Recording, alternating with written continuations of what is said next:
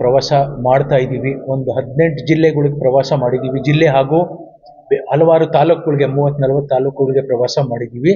ನಮ್ಮ ಮುಖ್ಯ ಉದ್ದೇಶ ಏನು ಅಂತಂದರೆ, ಈಗ ಮುಂಬರುವ ಜಿಲ್ಲಾ ಪಂಚಾಯತಿ, ತಾಲೂಕ್ ಪಂಚಾಯತಿ ಹಾಗೂ ಸ್ಥಳೀಯ ಕಾರ್ಪೊರೇಷನ್ಗಳಲ್ಲಿ, ಆಮೇಲೆ ಗ್ರಾಮ ಪಂಚಾಯತಿಗಳು ಎಲ್ಲ ಚುನಾವಣೆಯಲ್ಲೂ ಸ್ಪರ್ಧೆ ಮಾಡಿ ಅಧಿಕಾರಕ್ಕೆ ಬರಬೇಕು ಅಂತ. ಇದುವರೆಗೂ ನಾವು 2013 ಮುಂಚೆ ನಾವು ರಾಜಕೀಯ ಪಕ್ಷ ಆಗೋಕ್ಕೆ ಮುಂಚೆ ನಾವು ಎಲ್ಲ ಪ್ರತಿಭಟನೆ ಮಾಡ್ತಾಯಿದ್ವಿ, ಹೋರಾಟ ಮಾಡ್ತಾಯಿದ್ವಿ. ಆಗ BJP ಹಾಗೂ ಕಾಂಗ್ರೆಸ್ ಅಂದರು, ನೀವು ಹೊರಗಡೆಯಿಂದ ಭಾರತ್ ಮಾತಾ ಕಿ ಜೈ ಕೂಗಿ ಏನು ನೀವು ಕಾರ್ಯವೈಖರಿ, ಸರ್ಕಾರದ ಕಾರ್ಯವೈಖರಿಯಲ್ಲಿ ಬದಲಾವಣೆ ತರೋಕ್ಕಾಗಲ್ಲ, ಸ್ಪರ್ಧೆ ಮಾಡಿ ತೋರಿಸಿ, ಆಗ ನೀವು ಪ್ರಜಾಪ್ರಭುತ್ವ ವ್ಯವಸ್ಥೆಯಲ್ಲಿ ನಿಮ್ಗೆ ಏನಾದ್ರು ನಂಬಿಕೆ ಇದ್ದರೆ ಬಂದು ಸ್ಪರ್ಧೆ ಮಾಡಿ, ಆಗ ನೀವು ಅಧಿಕಾರಕ್ಕೆ ಬಂದು ನೀವು ವ್ಯವಸ್ಥೆ ಬದಲಾಯಿಸಿ ಅಂತ ಹೇಳಿ.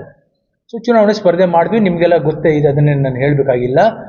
ಅದೇ ಒಂದು ನಿಟ್ಟಿನಲ್ಲಿ ನಾವು ಇವತ್ತು ಅಷ್ಟೇ ಜಿಲ್ಲಾ ಹಾಗೂ ತಾಲೂಕು ಮಟ್ಟದಿಂದಾನೇ ನಾವು ಇಲ್ಲಿ ಸಂಘಟನೆ ಕಟ್ಟಿ, ಹೇಗೆ ಹೇಳಿದ್ರು ಇವತ್ತು ಹಲವಾರು ಜನ ಸೇರ್ಪಡೆನೂ ಆಗ್ತಾ ಇದ್ದಾರೆ.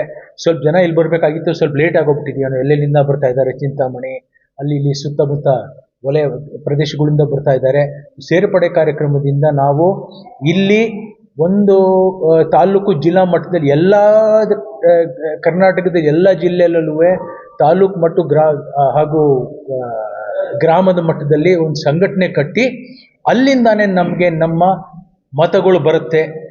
ಆ ಒಂದು ಪ್ರಯತ್ನ ಮಾಡಿ 2028 ಚುನಾವಣೆನೂ ನಾವು ಈಗ ಮನಸ್ಸಲ್ಲಿ ಇಟ್ಕೊಂಡು ಈ ಪ್ರವಾಸವನ್ನು ಮಾಡ್ತಾ ಇದ್ದೀವಿ.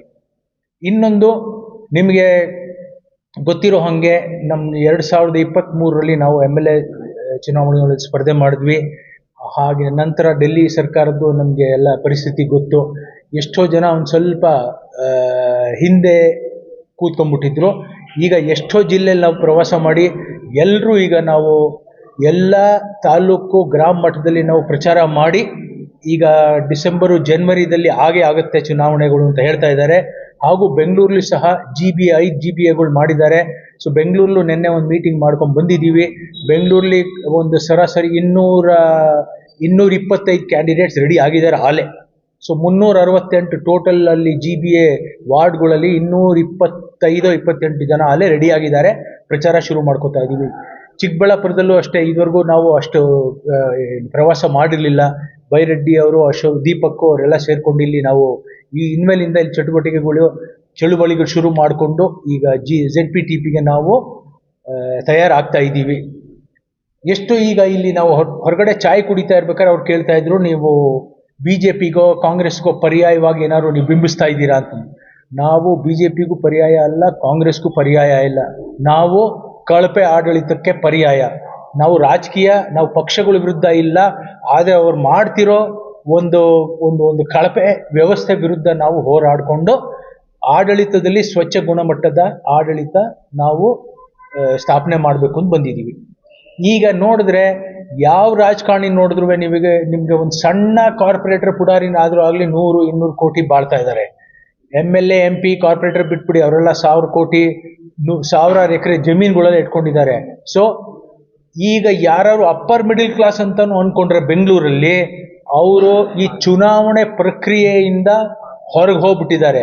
ಈಗ ಒಬ್ಬ ಮಿಡಿಲ್ ಕ್ಲಾಸ್ ಆಗಲಿ, ಅಪ್ಪರ್ ಮಿಡಿಲ್ ಕ್ಲಾಸ್ ಆಗಲಿ, ಏನಾದ್ರು ರಾಜಕೀಯಕ್ಕೆ ಬಂದು ಒಂದು ವ್ಯವಸ್ಥೆ ಬದಲಾಯಿಸಬೇಕು ಅಂತಂದರೆ ಚಾನ್ಸೇ ಇಲ್ಲ. 30-40 ಕೋಟಿ ಖರ್ಚು ಮಾಡಿದ್ರೆ ಮಾತ್ರ ನೀವು MLA ಸ್ಪರ್ಧೆ ಮಾಡೋಕ್ಕಾಗೋದು. ಕಾರ್ಪೊರೇಟರ್ಗೂ ಅಷ್ಟೇ, ಟಿಕೆಟ್ ತಗೊಳ್ಳೋಕ್ಕೂ ಸಹ 5 ಕೋಟಿ 10 ಕೋಟಿ ಕೇಳ್ತಾ ಇದ್ದಾರೆ ಅಂತ ವದಂತಿಗಳಿದೆ. ಸೊ ನಾವು ಆಮ್ ಆದ್ಮಿ ಪಕ್ಷ ಏಕೈಕ ಪಕ್ಷ, ಒಂದು ನಯಾ ಪೈಸ ತಗೊಳ್ಳದೆ ಟಿಕೆಟ್ ಕೊಡ್ತೀವಿ ಪ್ರಾಮಾಣಿಕರಿಗೆ. ಪ್ರಾಮಾಣಿಕತೆಯನ್ನು ನಾವು ರಾಜಕೀಯದಲ್ಲಿ ತರಬೇಕು ಅಂತ ನಾವು ಹೊರಟಿದ್ದೀವಿ. ಒಂದು ಕಾಸು ಕೊಡಲ್ಲ, ಆದರೆ ಪ್ರಾಮಾಣಿಕರನ್ನ ಆಯ್ಕೆ ಮಾಡ್ತಾ ಇದ್ದೀವಿ. ಯಾರು ಬೇರೆ ಮಟ್ಟದಲ್ಲಿ ಸಂಘಟನೆ ಕಟ್ಟಿ ಪ್ರಚಾರ ಮಾಡಿ, ಹೋರಾಟಗಳನ್ನು ಮಾಡಿ, ಜನಸಂಪರ್ಕ ಮನೆ ಮನೆಗೆ ಹೋಗಿ, ಬೀದಿಗೆ ಹೋಗಿ ನಮ್ಮ ತತ್ವ ನೀತಿ ಸಿದ್ಧಾಂತಗಳನ್ನು ತಲುಪಿಸ್ತಾರೋ ಅವ್ರಿಗೆ ನಾವು ಆಯ್ಕೆ ಮಾಡಿ ಟಿಕೆಟ್ ಕೊಡೋ ನಾವು ಒಂದು ಪ್ರಯಾಸ ಮಾಡ್ತಾ ಇದ್ದೀವಿ. ನಿಮ್ಗೆ ತಿಳಿದಂಗೆ ನಾವು ನಮ್ಮ ಪಕ್ಷ ನೀವೇ ವರದಿ ಮಾಡಬೇಕಾಗಿರೋದು ನಮ್ಮ ಪಕ್ಷದ ಪರವಾಗಿ ಅಂತಂದರೆ, ದೆಹಲಿ ಹಾಗೂ ಪಂಜಾಬಲ್ಲಿ ಪ್ರತಿ ಕುಟುಂಬಕ್ಕೂ ತಿಂಗಳಿಗೆ 25,000 ರೂಪಾಯಿ ಉಳಿತಾಯ ಸರಾಸರಿ ಮಾಡಿಕೊಟ್ಟಿದ್ದೀವಿ. ವರ್ಷಕ್ಕೆ 2.5 ಲಕ್ಷ 3 ಲಕ್ಷ. ಅಧಿಕಾರದಲ್ಲಿ 10 ವರ್ಷ ಇದ್ದಿದ್ದರಿಂದ ನಾವು ಪ್ರತಿ ಕುಟುಂಬಕ್ಕೂ 30 ಲಕ್ಷ ರೂಪಾಯಿ ಉಳಿತಾಯ ಮಾಡಿಕೊಟ್ಟಿದ್ದೀವಿ. ಉಚಿತ ನೀರು, ಕರೆಂಟು, ಮಹಿಳೆಯರ ಪ್ರಯಾಣ ಬಿಟ್ಬಿಡಿ, ಆದರೆ ಶಿಕ್ಷಣ ವಿದ್ಯಾಭ್ಯಾಸದ ಕ್ಷೇತ್ರದಲ್ಲಿ ಅಂತಾರಾಷ್ಟ್ರೀಯ ಮಟ್ಟದಲ್ಲಿ ನಾವು ಹೆಸರು ತಗೊಂಡಿದ್ದೀವಿ. 2020ರಲ್ಲಿ ಮೆಲೇನಿಯಾ ಟ್ರಂಪ್, ಡೊನಾಲ್ಡ್ ಟ್ರಂಪ್ ಅವರ ಪತ್ನಿ ಬಂದು ಇಲ್ಲಿ ನಾವು ದೆಹಲಿಯ ಮೊಹಲ್ಲಾ ಕ್ಲಿನಿಕ್ಕು ಹಾಗೂ ಸರ್ಕಾರಿ ಶಾಲೆ ನೋಡಬೇಕು ಅಂತ ಬಂದಿದ್ರು. ನಮ್ಮ ಪ್ರಧಾನಿ ಮೋದಿ ಸಾಹೇಬ್ರಂದ್ರು, ಇಲ್ಲ ಬನ್ನಿ ನಿಮಗೆ ನಾವು ಗುಜರಾತ್ ಕರ್ಕೊಂಡು ಹೋಗ್ತೀವಿ, ಅಲ್ಲಿ ತೋರಿಸ್ತೀವಿ. ಅವರಂದ್ರೆ ಇಲ್ಲ, ನಮಗೆ ಎಲ್ಲ ಇಲ್ಲಿ ಅಮೆರಿಕದಲ್ಲಿ ಸಹ, ಇಂಗ್ಲೆಂಡು, ಯುರೋಪು, ಜರ್ಮನಿ, ಫ್ರಾನ್ಸಲ್ಲೆಲ್ಲ ಆಮ್ ಆದ್ಮಿ ಪಕ್ಷದ ಸರ್ಕಾರಿ ಶಾಲೆಗಳು ತುಂಬಾ ಅಭಿವೃದ್ಧಿ ಪಟ್ಟಿವೆ, ಅದನ್ನೇ ನೋಡೋಕೆ ಬಂದಿದ್ದೀವಿ ಅಂತ. ಅದು ಆಮೇಲೆ ಮೊಹಲ್ಲಾ ಕ್ಲಿನಿಕ್ ನೋಡೋಗಿದ್ದಾರೆ. ಸೊ ಏನು ಹೇಳಬೇಕು ಅಂತಂದರೆ, ನಾವು ಸಾಕ್ಷಿ ಇದೆ ಇಲ್ಲಿ, ನಾವು ಗುಣಮಟ್ಟ ತಂದಿದ್ದೀವಿ ಶಿಕ್ಷಣ ವಿದ್ಯಾಭ್ಯಾಸ ಹಾಗೂ ಆರೋಗ್ಯ ಸೇವೆಗಳಲ್ಲಿ. ಇದೇ ಮಾದರಿಯನ್ನು ನಾವು ಕರ್ನಾಟಕದಲ್ಲಿ ಅಳವಡಿಸ್ಕೋಬೇಕು ಅಂದ್ಬಿಟ್ಟು ನಾವು ಪ್ರಚಾರ ಮಾಡಿ ಅಧಿಕಾರಕ್ಕೆ ಬಂದು ವ್ಯವಸ್ಥೆನೇ ಬದಲಾಯಿಸೋ ಪ್ರಯತ್ನ ಮಾಡ್ತಾ ಇದ್ದೀವಿ.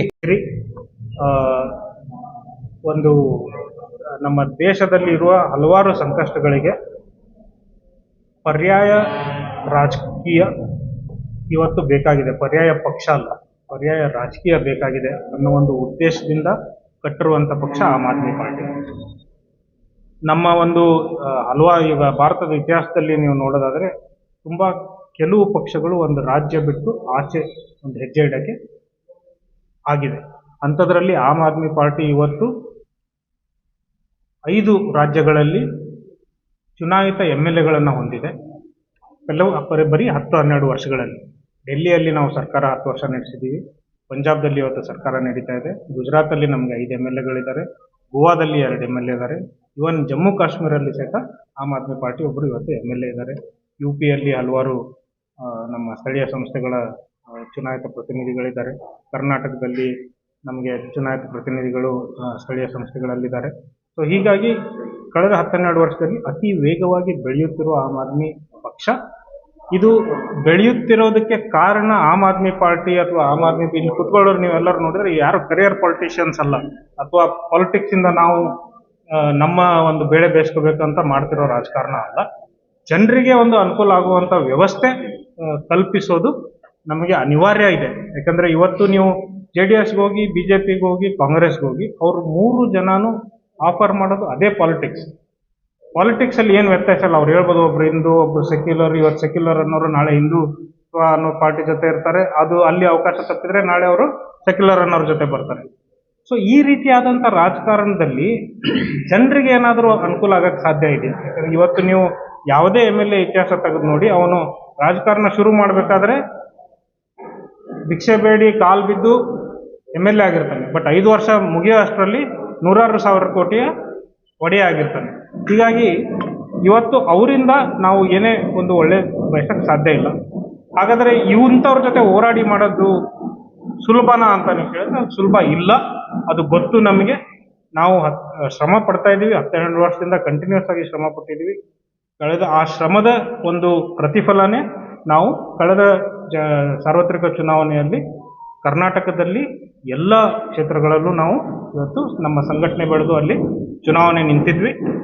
ಮುಂದಿನ ಭಾಗವಾಗಿ ಅಲ್ಲಿ ನಮಗೆ ಮತಗಳು ಬೇಕು, ಜನರ ಬೆಂಬಲ ಬೇಕು ಅನ್ನೋದಕ್ಕೆ ಸಂಘಟನೆಯ ಮುಂದಿನ ಭಾಗವಾಗಿ ಸ್ಥಳೀಯ ಸಂಸ್ಥೆಗಳಲ್ಲಿ ಈಗ ಅದಕ್ಕಿಂತ ಒಂದು ಕೆಳಗಿನ ಮಟ್ಟ, ಗ್ರಾಸ್ ರೂಟ್ ಮಟ್ಟಕ್ಕೆ ನಾವು ಪಕ್ಷ ತಗೊಂಡು ಹೋಗಬೇಕು ಅಂತ ಸ್ಥಳೀಯ ಸಂಸ್ಥೆಗಳಲ್ಲಿ ಈ ಸರ್ತಿ ಕರ್ನಾಟಕದಾದ್ಯಂತ ನಾವು ಚುನಾವಣೆ ಮಾಡಬೇಕು ಅಂತ ಬಯಸಿದ್ದೀವಿ. ನಮ್ಮ ಸೆಂಟ್ರಲ್ ಲೀಡರ್ಶಿಪ್ ಅರವಿಂದ್ ಕೇಜ್ರಿವಾಲ್ ಅವರಾಗಲಿ, ಭಗವಂತ ಮಾನ್ ಅವರಾಗಲಿ, ನಮ್ಮ ಆತಿಶಿ ಅವರಾಗಲಿ ಎಲ್ಲರೂ ಇದಕ್ಕೆ ಒಪ್ಪಿಗೆ ಸೂಚಿಸಿದ್ದಾರೆ. ಮತ್ತು ಅದೇ ರೀತಿಯಾಗಿ ಅವರೂ ನಮ್ಮ ಜೊತೆ ಇದರಲ್ಲಿ ಪಾಲ್ಗೊಂಡು ಮುಂದಿನ ಒಂದು ವರ್ಷಗಳಲ್ಲಿ ಕರ್ನಾಟಕದಲ್ಲಿ ನಾವು ಒಂದು ರಾಜಕೀಯ ಪರ್ಯಾಯವಾಗಿ ಹೊರಹೊಮ್ಮೋ ಪ್ರಯತ್ನದಲ್ಲಿ ಈ ಕೆಲಸ ಮಾಡ್ತಾ ಇದ್ದೀವಿ. ಹುಡುಕ್ಬೇಕು. ಕ್ಯಾಂಡಿಡೇಟ್ಸ್ ಯಾರು ಅಂತಂದ್ರೆ ನಾವೆಲ್ಲ ಈ ಪ್ರವಾಸ ಮಾಡಿ ಯಾರು ಸ್ಥಳೀಯರಿದ್ದಾರೋ, ಅಲ್ಲಿ ಕೆಲಸ ಮಾಡ್ತಾ ಇದ್ದಾರೋ ಅವ್ರನ್ನ ನಾವು ರೆಡಿ ಮಾಡಿಕೊಂಡು ಅವ್ರಿಗೆ ಟಿಕೆಟ್ ಕೊಡೋ ನಾವು ಒಂದು ಪ್ರಯತ್ನ ಮಾಡ್ತಾ ಇದ್ದೀವಿ. ಸೊ 1 ಕಾಸು ಕೊಡದೆ ಡೆಲ್ಲಿ ಹಾಗೂ ಪಂಜಾಬಲ್ಲಿ ಲಂಚ ಮುಕ್ತ ಆಗಿತ್ತು. ಡೆಲ್ಲಿನಲ್ಲಿ ಅಧಿಕಾರವರೆಗೂ ಎಲ್ಲರೂ ಕೇಳ್ಬೋದು, ನೀವೆಲ್ಲ ಉಚಿತ ನೀರು ಕರೆಂಟ್ ಎಲ್ಲ ಕೊಟ್ಟು ಖಜಾನೆ ಖಾಲಿ ಮಾಡ್ಬಿಟ್ರಾ? ಇಲ್ಲ. ನಾವು 2013ರಲ್ಲಿ ಅಧಿಕಾರಕ್ಕೆ ಬಂದಾಗ ದೆಹಲಿ ಸರ್ಕಾರದ ಬಜೆಟ್ 27,000 ಕೋಟಿ ಇತ್ತು. ಅಧಿಕಾರ ಬಿಟ್ಟಾಗ 80,000 ಕೋಟಿ ಆಗಿದೆ.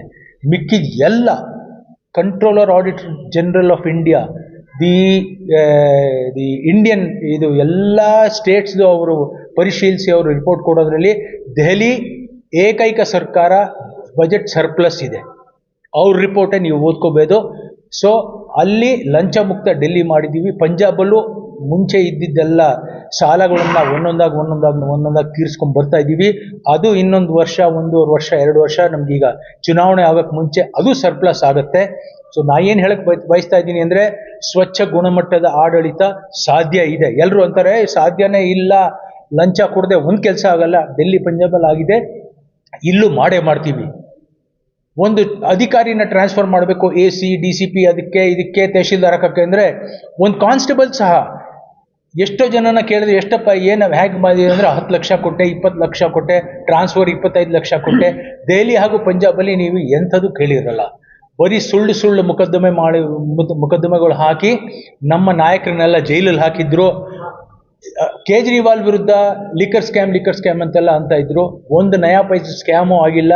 ಸುಪ್ರೀಂ ಕೋರ್ಟು, BJP ಹಾಗೆ ಕೇಂದ್ರ ಸರ್ಕಾರದ ವಕೀಲರವ್ರನ್ನೆಲ್ಲ ಬೈದು ಇದೆಲ್ಲ ಸುಳ್ಳು, ಎಲ್ಲ ದಾಖಲೆಗಳನ್ನೆಲ್ಲ ನೀವು ತಪ್ಪು ಸೃಷ್ಟಿ ಮಾಡಿದ್ದೀರಾ. ಕೋರ್ಟಲ್ಲಿ ದಾಖಲೆಗಳನ್ನ ಪುರಾವೆಗೆ ಅಂತ ತೋರಿಸಿದ್ರೆ ನ್ಯೂಸ್ ಪೇಪರ್ ಕಟಿಂಗ್ ಎಲ್ಲ ಇದೆ. ನಾನು ಇದ್ದೆ ಅವತ್ತು ಕೋರ್ಟಿನ ದಿವಸ, ಜಾಮೀನು ಸಿಕ್ಕಿದ್ದ ದಿವಸ ಸುಪ್ರೀಂ ಕೋರ್ಟಲ್ಲಿ PMLA.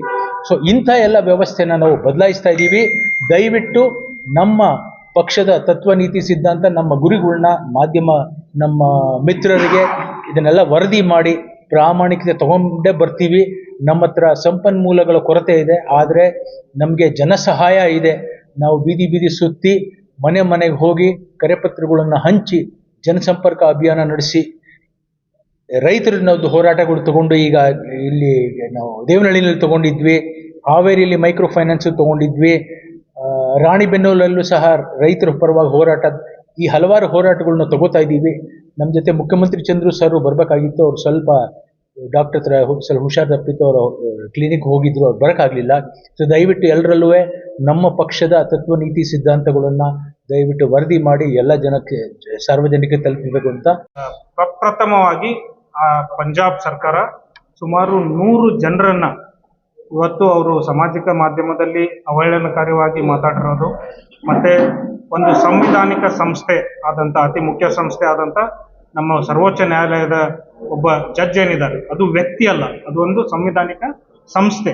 ಆ ಸಂಸ್ಥೆಗೆ ಆಗಿರುವಂಥ ಅವಮಾನನ ತಡೆಗಟ್ಟಕ್ಕೆ ಪಂಜಾಬ್ ಸರ್ಕಾರ ಸುಮಾರು 100 ಜನರ ಮೇಲೆ FIR ಫೈಲ್ ಮಾಡಿ ಅರೆಸ್ಟ್ ಮಾಡಿದೆ. ಇದು ಎಲ್ಲ ರಾಜಕೀಯ ಪಕ್ಷಗಳು ಹೆದರುವಂಥ ಒಂದು ಕೆಲಸ. ಯಾಕಂದರೆ ಒಂದು ಸಮುದಾಯಕ್ಕೆ ನಾನು ಏನಾದ್ರು ಮಾಡಿಬಿಟ್ರೆ ಯಾವ ರೀತಿಯಾಗಿ ನಮ್ಮ ವೋಟ್ ಬ್ಯಾಂಕ್ಗಳು ಏನಾಗ್ತವೆ ಅನ್ನುವಂಥ ಯೋಚನೆ ಮಾಡ್ತಾ ಇದ್ದಾರೆ. ಬಟ್ ನಾವು ಅಲ್ಲಿ ಹೇಳ್ತಾ ಇರೋದು ಅನ್ಯಾಯ. ಅದಕ್ಕೆ ಯಾವುದೇ ಜಾತಿ ಧರ್ಮ ಮತ ಇರಲ್ಲ. ಆ ಥರದ ಅನ್ಯಾಯನ ನಾವು ಜಾತಿ ಧರ್ಮ ವೋಟ್ ಬ್ಯಾಂಕ್ ಅಂತ ಹೇಳಿ ಮಾಡ್ತಾ ಬಿಟ್ಟರೆ ಒಂದು ವ್ಯವಸ್ಥೆ ಮತ್ತು ಏನು ಸರ್ಕಾರಿ ವ್ಯವಸ್ಥೆಯಲ್ಲಿ ಏನು ಬಾಧ್ಯತೆಗಳಾಗ್ತವೆ ಅದಕ್ಕೆ ತಡೆಗಟ್ಟೋರೇ ಇರಲ್ಲ. ಹಾಗಾಗಿ ನಾವು ಅದೊಂದು ಕಠಿಣ ಕ್ರಮ ನಾವು ತಗೊಂಡಿದ್ದೀವಿ. ಅದೇ ರೀತಿಯಾಗಿ ನಾವು ಖಂಡನವನ್ನು ಮಾಡಿದ್ದೀವಿ. ಎಲ್ಲ ಸರ್ಕಾರಗಳನ್ನು ನಾವು ಹೇಳ್ತಾ ಇದ್ದೀವಿ, ಎಲ್ಲಿ ಈ ರೀತಿಯಾದಂಥ ಸಾಮಾಜಿಕ ಒಂದು ಶಾಂತಿಯನ್ನು ಭಂಗ ಮಾಡುವಂಥ ಈ ದುಷ್ಕರ್ಮಿಗಳಿದ್ದಾರೆ, ಅವರಿಗೆ ನಾವು ಸರಿಯಾದ ಕಾನೂನು ಕ್ರಮ ತಗೋಬೇಕು ಅಂಥೇಳಿ ಕರ್ನಾಟಕದ ಸರ್ಕಾರ ಆಗಲಿ ಎಲ್ಲ ರಾಜ್ಯದ ಸರ್ಕಾರಗಳಿಗೆ ಆಮ್ ಆದ್ಮಿ ಪಾರ್ಟಿ ಇವತ್ತು ಆಗ್ರಹ.